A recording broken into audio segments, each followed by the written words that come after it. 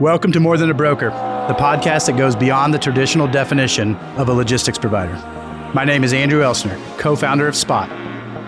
In each episode, we will dive into the stories of industry experts, keep you up to date on the highs and lows of the logistics marketplace, and introduce you to the people behind the advanced technologies that are driving innovation for brokers, shippers, and carriers within our industry.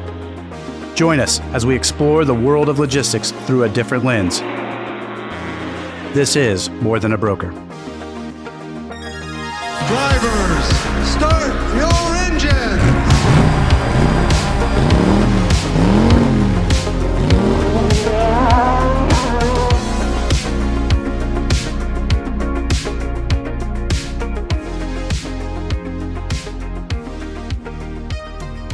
Kevin, if you want to, as our guest, want to introduce yourself, your company, kind of your background. I'm Kevin Flynn. I'm president of CVR, the longest running advertising agency in the state of Indiana. So proud to be here and excited to talk about this project. And we've been working with Spot for over a year, and it's been a great year. Done a lot of projects. We have. Mostly on recruiting because you're growing so fast. Yeah. It's been, and help our brand mature too. Yeah. Quite an evolution. Fun to see. Yeah. Chris, you want to introduce yourself? I'm Chris Nielsen. I am the Director of Marketing at Spot. I've been here 2 years December, so excited to have been given the opportunity to do something special in my career and where I am, the opportunity to really build a team and elevate a brand that I know that we're capable of doing. And I guess let's start with you. And when you think about the website today, as we look to mature, when you look at this and said, what is the reason we did this? Can you kind of walk through that process and why make the change? I think there were several reasons that we considered along the way. And I think the first is service. We're a service-oriented company. We continuously help solve challenges for our customers and our future customers. And as our website in many ways acts as an external face of our brand, it's important that we properly showcase our service and our capabilities. When we took a step back and really looked at that, we saw that there was probably some room for improvement a little bit. Secondly, we are professionals, experts in the logistics space, and our teammates are experienced. And we take that experience and we combine it with advanced technology. And so our solutions that we're trying to provide are future focused. But are we telling that story, or were we telling that story and conveying it the way that we really wanted to? And then finally, I think perhaps is that we are among many people in our space, similar groups, but we are unique. We truly are different. And our external presence, in this case, the website, really should represent that. Kevin, when you look at from where you sit as the head of an agency that does this, what should companies look for when looking to redo the website? What is that journey? How does it start? What's the driving force?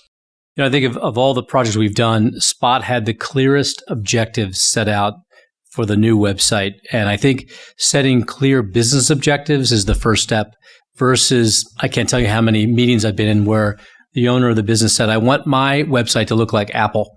And, you know, what they mean is clean and a lot of white space, but they haven't set out the clear business objectives. You guys had traffic, paid and organic, conversion metrics, and a better user experience. And I think we approach a project from the consumers or the customer's viewpoint, because that's not always the first thing that a company or organization thinks about. They think about their internal needs and getting everyone aligned internally. And so we take it from the user experience, and that's most important to us. I think it's setting those clear objectives and then looking at those customer journeys of who's using the site and what does that experience look like. Does a site like ours where you have shippers, you have carriers, you have vendors, you have applicants, does that change that at all? Of course, makes it more complicated. You have to be clear at every page, where do you want them to go next? And then sort of self-identify, if I'm a carrier or I'm a shipper, what am I going to do and what I'm going to do next? And so you have very different. And then your third biggest, I would say, customer is new employees and existing employees. And they have different needs than obviously your customers or carriers. So it does make it more complicated, but you're Chris said, a technology forward company. And so we got to look at what's the future of that journey for all three of those customers. When you look at websites, I was curious about this. So you guys have been around for a while, and you think 10 years ago to today, what are the biggest changes you've seen in companies' websites? And as you go forward, what should businesses do to their website to make it more usable? Yeah, and it's changing every day, obviously. Social media and the mobile phone has had such an impact on website development because back in the day, it was sort of like keep everything above the fold so people can see it all. Well, now we're on our phones all the time and we're scrolling. And if you added up all the miles and feet you scroll in a day, you realize that pages can be longer, and that has some SEO benefits of having more copy and content on a page. But consumers don't mind scrolling on a website. And then now people are scrolling left to right. So it's not up and down anymore. It's left and right. So that user experience has just changed dramatically how you design and build websites. And I think it's going to keep changing. And then the other is information, right? We're in the information age. You guys are a technology company that happens to do logistics. And so how do we bring more information out of your custom technology on the red technology side to the front of the website? And that's a huge change for you guys as a brand, but that's where the world is heading. Chris, when you start looking at this from the beginning, this is a journey, as Kevin said, from start, and we have so many different integrations and pages. When you set out to do the website, what were your goals to making this happen? Several goals, but to the user experience, I think that's a big piece that Kevin, you touched on. We do have multiple audiences, and we have to cater to each and provide them content that's valuable to them, that they want to consume. But one, I would think for our current customers, they're always top of mind. We want to provide them with a better online experience and more service offerings. So that's a big goal. Two, I think our future customers, we want to help them overcome challenges that they might face every day. Logistics is a complicated, ever-changing industry. So how can we provide them with something that will get them to where they need to go and do that efficiently? We have a story which you can obviously speak to more than most, more than all, but it is unique and we are different. So how do we tell that story? Are we showcasing it properly? Because we want people to see and hear that story. So we need to drive traffic to our site, but ultimately when a challenge arises, helping those people through our story and our experience. And then I think finally is that online experience and really provide something that reflects our drive and our values, but ultimately moves fluidly like our industry. When you look at website success, if I'm a launching website or have a website or want to change it, what do you measure from a marketing standpoint to say, yeah, actually what I created does work? There are a lot of things that you can look at based on success. I think it goes back to the goal that Kevin mentioned, establishing what those goals are up front. And from a metrics perspective, are you seeing numbers that help you reach that goal? And for us, to get people to our site so that they can see our story, I think traffic is a big one. Where are they going? How long are they on our site? What is the content that they're consuming? So we'll track all of those things. But if they're on the site, they're there for a while, they get to where they need to go efficiently, and ultimately they convert. That's what we're looking at for success. I think too, from a sales perspective, helping generate leads and qualified leads at that. And Kevin, when you think of this, we've talked about all the different parts, all the different pieces. We have a story. We had a high growth story, a fun story, and then now we're saying we want to mature and change. And so when you look at picking up this story 13 years in and then evolving it to the next, what challenges did you face in this project? First, when we did discovery, is looking at your competitors, because you're in a very competitive environment and you're up against large brands like C.H. Robinson or technology brands like an Uber, who has no problem pouring money into a tech forward kind of a solution. And now that you've grown to be one of the top national 3PL providers, how do we make your brand and the experience match with all the other national companies? And you're sort of going from the story of high growth, two guys starting this business to, as Chris said, experts in your field. And how do we sort of demonstrate that? Part of it is bringing some of the information from your red technology onto the site so people can see what's possible or available from a shipper or carrier standpoint, and then just that experience. And video has become such a key content channel. It's bringing those videos that we've been building over the last year in terms of your new offices and recruiting people, but also then the view of your new MySpot app and applications, bringing that to the front. And that's how people learn today, is through video. And it's on your site or in social media or, digital media. So bringing all that together in one cohesive, usable platform is the key. I was going to ask that question. video and pictures, I go back 7 years ago, you had scrolling pictures left to right. In today's website, what percentage of your content should come from video or pictures? Or is there even a science to it? Yeah, I don't know if there's a science. Your key messages have to be in video. And sometimes video is in the background, like just showing what it's like to be, you have an unbelievable company culture. So how do we show that and how you guys interact with your customers and with each other? So sometimes it's not even sight and sound. It's just showing what the environment is like in your offices. And others are specific videos about the hiring process or your technology process. And you want people to watch those. And that's part of the metrics, right? Are people engaging with or playing those videos, that kind of stuff? As you think about, you talked just a little bit ago about the journey of creating the message that's constant across. You have to take the beginning to the end and all the different users and interactions. If you look at the website, it's going to be released soon. What are some of the major changes or new features that have come forward?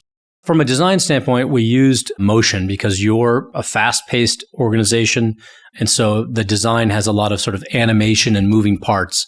From an information standpoint, bringing the request a quote so they can actually see the data and what's available, as well as load board for carriers to see what's out there without having to log in. But the idea is to give them enough information to see what's available and then have them sign in or sign up.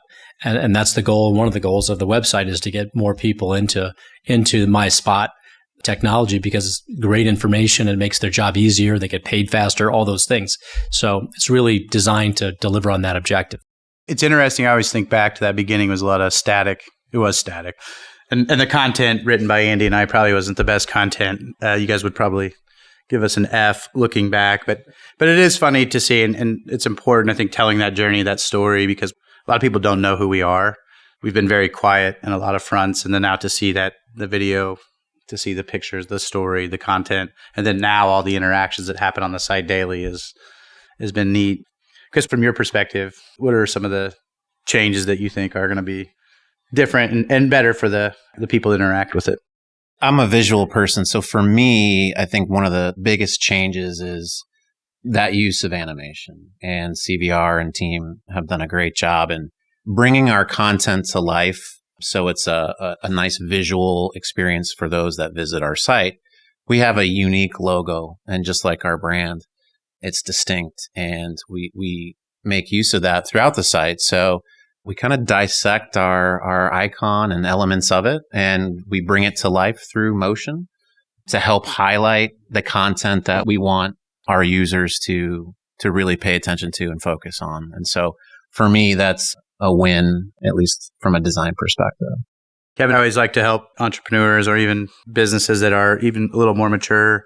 And I think back to our first website experience, it wasn't this big process. You guys have taken us through a branding journey that started last year, probably. Yeah. Right? And to see that come all the way through from communication, who are we? What do people look at us as? If I'm a new business or I'm a small business, what should I do on a website? I think I would do what you guys did when you started, because I think in this new web age where everything's changing, don't let perfection stop you from having a presence. It's sort of the agile approach, right? Do as much as you can and then just iterate to improve, because it's all measurable, right? So get your first story or your few pages out there, see how they're using it, get feedback from employees and customers, and then iterate and make it better, and then do it again. You know, the lifespan of a website used to be 5 years, now it's 3, because that's how fast technology is changing.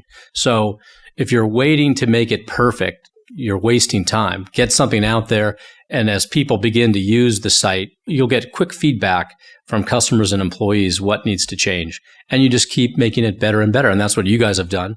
I want to go to the Wayback Machine where you can see any website on any date, where they get a snapshot of your homepage and go look at what your website was in 2010 and 2015. It'd be an interesting, because we haven't done that in this journey. So I'm anxious to go back and look.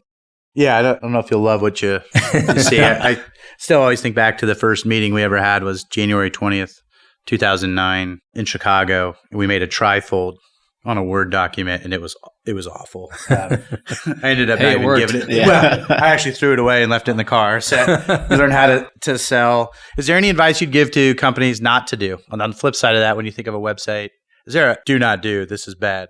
Yeah, I think if you're not designing the mobile experience first, it's a mistake, because I think 60% of users on an average site are on a phone. And so that vertical orientation versus landscape is very different.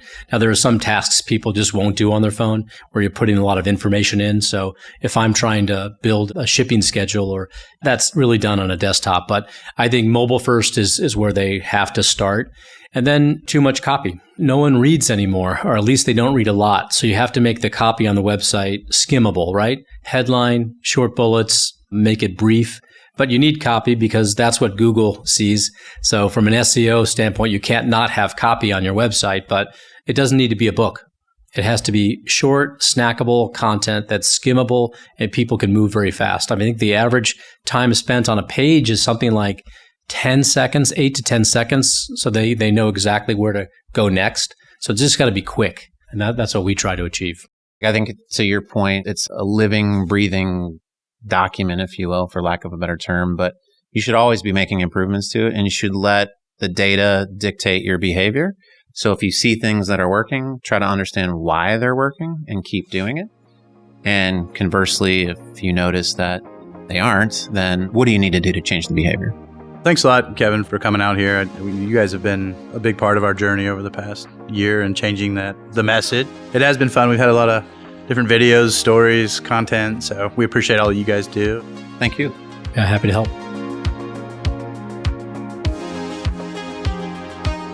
And that's a wrap for More Than a Broker. You heard firsthand accounts from industry experts and Spot's hardworking individuals, revealing a culture of collaboration and innovation. For more information about Spot, our service offerings, our people and culture, our job postings, and more, check us out online at spotinc.com. That is spotinc.com. Thank you for listening and for being part of this journey. Until next time, keep striving to be more than a broker.